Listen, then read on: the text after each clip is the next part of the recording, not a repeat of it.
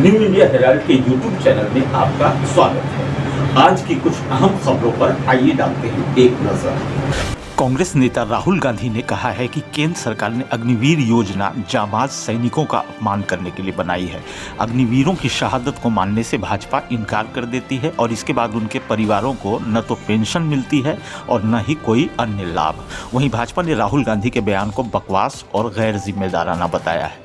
देश के मुख्य न्यायाधीश DY चंद्रचूड़ ने कहा है कि हाशिए पर मौजूद सामाजिक वर्गों के खिलाफ हुई ऐतिहासिक गलतियों को कायम रखने में दुर्भाग्य से कानून व्यवस्था ने भी अहम भूमिका निभाई है। अमेरिका के मैसाचुसेट्स की ब्रांडेस यूनिवर्सिटी में डॉक्टर BR अम्बेडकर की अधूरी विरासत पर अंतर्राष्ट्रीय सम्मेलन को संबोधित करते हुए उन्होंने ये बात कही। भाजपा द्वारा तेलंगाना के अपने विधायक T राजा सिंह का निलंबन वापस लेने के ऐलान पर AIMIM अध्यक्ष असदुद्दीन ओवैसी ने भाजपा की आलोचना की है। ओवैसी ने आरोप लगाया है कि मोदी की भाजपा में नफरत फैलाने वाले भाषण को प्रचार का सबसे तेज तरीका माना जाता है। उन्होंने कहा, नरेंद्र मोदी ने अपने अटपटे बयान देने वाले व्यक्ति को पुरस्कृत किया है। मुझे पूरा यकीन है कि नुपुर शर्मा को भी प्रधानमंत्री से आशीर्वाद मिलेगा।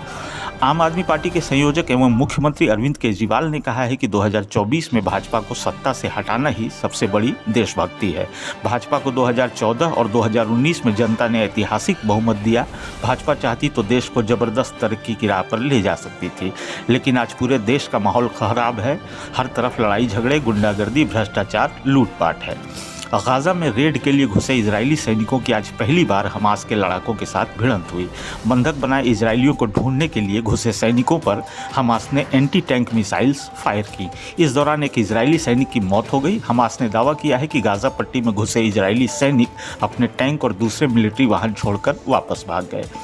इजराइल हमास संघर्ष के बीच अमेरिका ने अपने दुश्मनों को सीधी चेतावनी जारी की है। अमेरिकी विदेश मंत्री एंटनी ब्लिंकन और रक्षा मंत्री लॉयड ऑस्टिन ने कहा कि यह तय है कि ईरान अपनी परोक्ष शक्तियों के जरिए इजराइल और हमास के बीच जंग को भड़काना जारी रखेगा। अगर इस दौरान किसी अमेरिकी सैनिक को निशाना बनाया जाता है तो बाइडेन प्रशासन दुश्मनों से निपटने के लिए पूरी तरह तैयार है।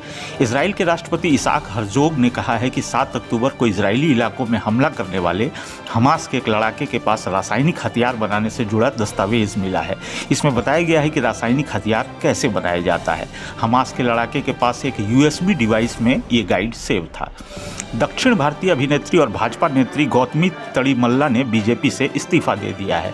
25 सालों से बीजेपी में रही गौतमी ने कहा कि आज मैं अपने जीवन के एक ऐसे मोड़ पर खड़ी हूं जहां मुझे अपनी पार्टी और नेताओं का कोई समर्थन नहीं मिला। इतना ही नहीं, मुझे ये भी पता चला है कि मेरी पार्टी के लोग उस इंसान की मदद और समर्थन कर रहे हैं जिसने मेरा भरोसा तोड़ा और मुझे ठगा।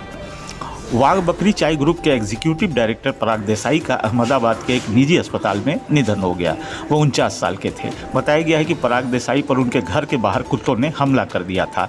कुत्ते से बचने की कोशिश करते हुए उन्हें गंभीर चोट आई थी। उन्हें अस्पताल में भर्ती कराया गया था, जहां इलाज के दौरान ब्रेन हेमरेज होने से उनका निधन हो गया।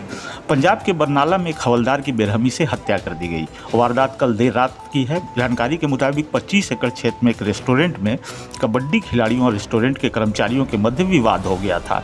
सूचना मिलते ही घटनास्थल पर पुलिस पहुंची। कबड्डी खिलाड़ियों का पुलिस कर्मचारियों से भी झगड़ा हो गया। इसके बाद आरोपियों ने हवलदार दर्शन सिंह को पीट कर अधमरा कर दिया। उन्हें अस्पताल में दाखिल करवाया गया, जहां उनकी मौत हो गई।